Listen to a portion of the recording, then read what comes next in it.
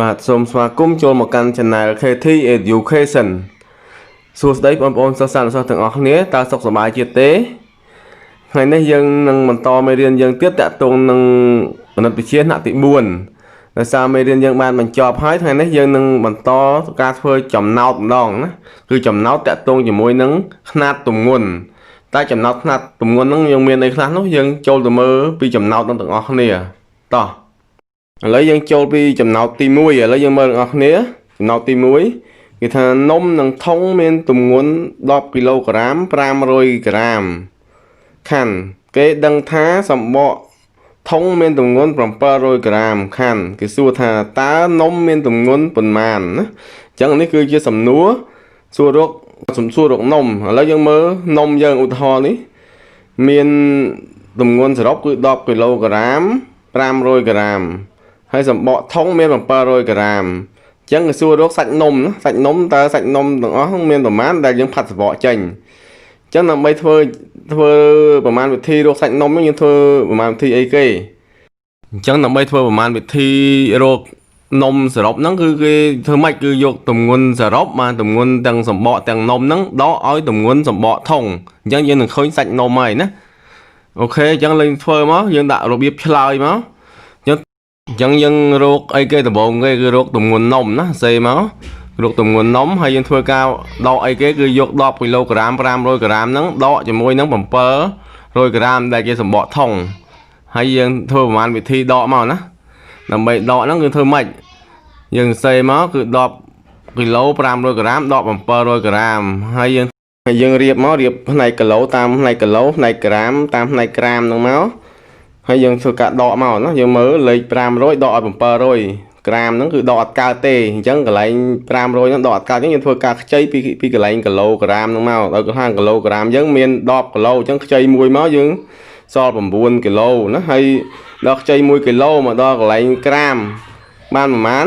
គឺ1គីឡូក្រាមស្មើនឹងប្រហែលក្រាមគឺ1គីឡូក្រាមស្មើ1000ក្រាមអញ្ចឹងខ្ចីមួយមកគឺបាន1000ក្រាមណា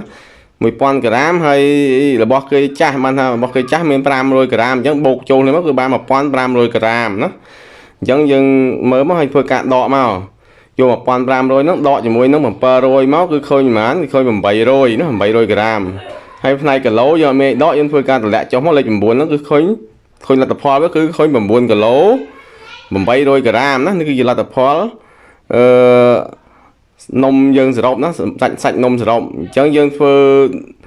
របៀបឆ្លើយមកណាដាក់ឆ្លើយថានំមានទម្ងន់9គីឡូ800ក្រាមនេះគឺជាចម្លើយដែលយើងត្រូវធ្វើណាមិនដែរបងប្អូនទាំងអស់គ្នាពីលំហាត់ចំណោទទី1ហ្នឹងយើងមាននេះឆ្ងល់កន្លែងណាអាច comment សួរណាអូខេឥឡូវយើងចូលលើចំណោទទី2យើងមើលទាំងអស់គ្នាចំណោទទី2គឺថាម្ដាយខ្ញុំទិញសាច់ជ្រូកទម្ងន់3គីឡូក្រាម500ក្រាមនិងសាច់គោតិចជាងសាច់ជ្រូក400ក្រាមខាន់គេសួរថាតើម្ដាយខ្ញុំទិញសាច់ទាំងអស់ប៉ុន្មានមានទម្ងន់ប៉ុន្មានណាតាមសាច់ទាំងអស់មានទម្ងន់ប៉ុន្មានអញ្ចឹងដើម្បីរកសាច់ទាំងអស់គឺមានសាច់អីខ្លះគឺមានសាច់គោនិងសាច់ជ្រូកអញ្ចឹងដើម្បីរកសាច់ទាំងអស់ត្រូវធ្វើម៉េចគឺត្រូវយកសាច់ទាំងពីរមកហ្នឹងបូកបញ្ចូលគ្នាគឺឃើញទម្ងន់សាច់ទាំងអស់ហើយណាមិនហើយយកទម្ងន់សាច់គោបូកទម្ងន់សាច់ជ្រូកមកឃើញទម្ងន់សាច់ទាំងអស់ហើយតែឥឡូវយើងមើលទម្ងន់សាច់ជ្រូកគេប្រាប់នៅគឺប្រាប់ហើយណាគឺ3គីឡូក្រាម500ក្រាមនេះគឺទម្ងន់សាច់ជ្រូកដែលគេប្រាប់ដែលទិញអញ្ចឹងនៅសាច់គោគេប្រាប់នៅគេមិនតាន់ប្រាប់ទេគឺគេគ្រាន់តែប្រាប់ថាសាច់គោទម្ងន់វាតិចជាងសាច់ជ្រូក400ក្រាមអញ្ចឹងពេលតិចជាងធ្វើម៉េចណាតិចជាងធម្មតាធ្វើម៉េចគឺតិចជាងគឺត្រូវប្រើលេខដកណាអញ្ចឹងបានថាទម្ងន់សាច់គោតិចជាងសាច់ជ្រូក400ក្រាមអញ្ចឹងយើងធ្វើការយកទម្ងន់សាច់ជ្រូកដកមកគឺឃើញហើយណាអូខេឥឡូវយើងចូលពីរបៀបឆ្លើយមកណាចូលរបៀបឆ្លើយទី1យើងរកអីគេរកទម្ងន់សាច់គោដែលទិញណាចឹងទម្ងន់សាច់គោដែលទិញយើងធ្វើការអីគេដកមកយកទម្ងន់សាច់ជ្រូកគឺ3គីឡូ500ក្រាមហ្នឹងដកទម្ងន់សាច់គោដែលតិចជាងហ្នឹងមកគឺ400ក្រាមធ្វើការដកមកយើងមើលធ្វើប្រមាណវិធីមកយើងរៀបតាមគីឡូហើយតាមក្រាមចឹងមកហើយដកមកយើងមើលដកមក500ក្រាមដក400ក្រាមឃើញប្រមាណគឺឃើញ100ក្រាមហើយ3គីឡូក្រាមអត់មានអីដកទេតម្លាក់ចុះមកអញ្ចឹងលទ្ធផលវាគឺឃើញ3គីឡូក្រាម100ក្រាមណាអញ្ចឹងយើងបន្តទៅទៀតគឺរកទម្ងន់សាច់ សាច់ទាំងអស់ចឹងដើម្បីរកទម្ងន់សាច់ទាំងអស់យើងធ្វើម៉េចយើងនិយាយមិញគឺដឹងហើយធ្វើការបោកបញ្ចូលគ្នារវាងទម្ងន់សាច់ជ្រូកនិងទម្ងន់សាច់គោចឹងយើងបោកមកទម្ងន់សាច់ជ្រូកប្រហែលគឺ3គីឡូ500ក្រាមហើយទម្ងន់សាច់គោរកខុសមិញគឺ3គីឡូ100ក្រាមបូកបញ្ចូលគ្នាមកណាយើងធ្វើការបូកដោយរៀបតាមគីឡូក្រោមគីឡូក្រាមតាមក្រោមក្រាមមកហើយបូកមកយើងធ្វើប្រហែលវិធីហ្នឹងហើយយើងមើលបូកមក500បូកនឹង100ឃើញ600ក្រាមហើយ3គីឡូបូក3គីឡូគឺឃើញ6គីឡូអញ្ចឹងលទ្ធផលទម្ងន់សាច់សរុបគឺឃើញ6គីឡូក្រាម600ក្រាមណាយើងឃើញហើយអញ្ចឹងយើងធ្វើម៉េចទៀតគឺយើងឆ្លើយថាណាយើងសេឆ្លើយថាមកថាឆ្លើយថាសាច់ទាំងអស់មានទម្ងន់គឺ6គីឡូ600ក្រាមណានេះគឺទម្ងន់សាច់ទាំងអស់ទម្ងន់សាច់ទាំងអស់គឺសាច់អីខ្លះគឺមានសាច់ជ្រូកនិងសាច់គោណាដែលម្ដាយទិញហ្នឹងអញ្ចឹងលំហាត់ទី2នេះគឺយើងធ្វើការបកស្រាយអញ្ចឹងហើយមិនដែរបងប្អូនទាំងអស់គ្នាតាមតន់នេះតែមានចម្ងល់អីសួរណាអញ្ចឹងលំហាត់ទី2យើងមានប៉ុណ្ណឹងអូខេឥឡូវយើងបន្តទៅទៀតគឺចូលពីចំណោទទី3ណាយើងមើលទាំងអស់នេះចំណោទទី3គេថាសុខាមានទម្ងន់24គីឡូ400ក្រាមខាន់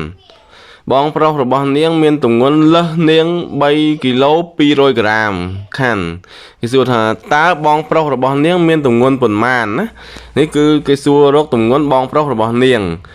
អញ្ចឹងឡើងមើលគេប្រាប់ទម្ងន់របស់សុខានិងទម្ងន់បងប្រុសនាងលើសនាងអញ្ចឹងពាក្យថាលើសឬក៏ច្រើនជាងហ្នឹងគេធ្វើលេខអីណាបើតិចជាងឬក៏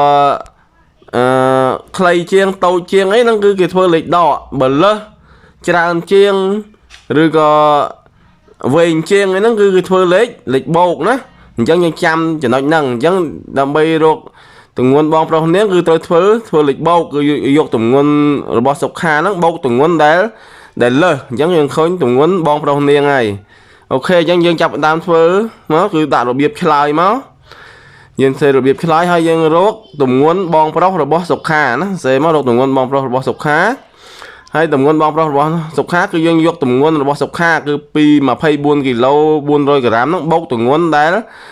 លបងប្រុសនាងលើសសុខាគឺលើសប្រហែលលើស3គីឡូ200ក្រាមបូកបញ្ចូលគ្នាមកណាហើយអញ្ចឹងយើងធ្វើប្រមាណវិធីមកដោយរៀបខ្ទង់គីឡូក្រោមខ្ទង់គីឡូហើយខ្ទង់ក្រាមក្រោមខ្ទង់ក្រាមមកហើយយើងធ្វើការបូកមកណា400បូក200ហ្នឹងគឺយើងឃើញ600ក្រាមហើយ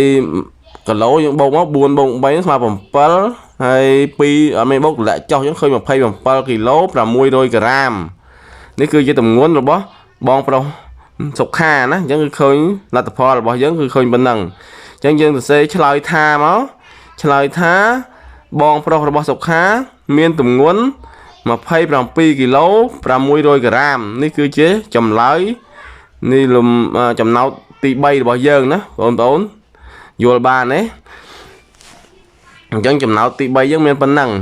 អញ្ចឹងយើងចំណាំណាគឺឲ្យតែគេនិយាយពាក្យថាលើសច្រើនជាងវែងជាងអីហ្នឹងគឺគេធ្វើលេខបូកហើយណាហើយបើសិនជានិយាយថាតិចជាងខ្លីជាងឬក៏តូចជាងអីហ្នឹងគឺធ្វើលេខដកណាជាចំណាំចំណុចហ្នឹងនេះគឺជាកន្លឹះខ្លះតាក់ទងនឹងចំណោទយើងអញ្ចឹងមានប៉ុណ្ណឹងចំណោទតាក់ទងនឹងຂະຫນាតទម្ងន់យើងមាន3ហ្នឹងលើកយកមកឲ្យបងប្អូនសិក្សាហើយបើមានចម្ងល់ត្រង់ចំណុចកន្លែងណាបងប្អូនអាច comment សួរនៅខាងក្រោមហើយសូមអរគុណដល់បងប្អូនសិស្សសាស្ត្រទាំងអស់ដែលបានតាមដានវីដេអូនេះតាំងពីដើមរហូតដល់ចប់ហើយកុំភ្លេចជួយចុច like ផងហើយនិងចុចលើ subscribe សម្រាប់បងប្អូនមកក្រោយដែលមិនទាន់បានចុចលើ subscribe ហើយនឹងចុចលើរូបកណ្ដឹងផងដើម្បីទទួលបាននៅវីដេអូមេរៀនគណិតវិទ្យាថ្មីៗជាបន្តទៅទៀតបាទសូមអរគុណ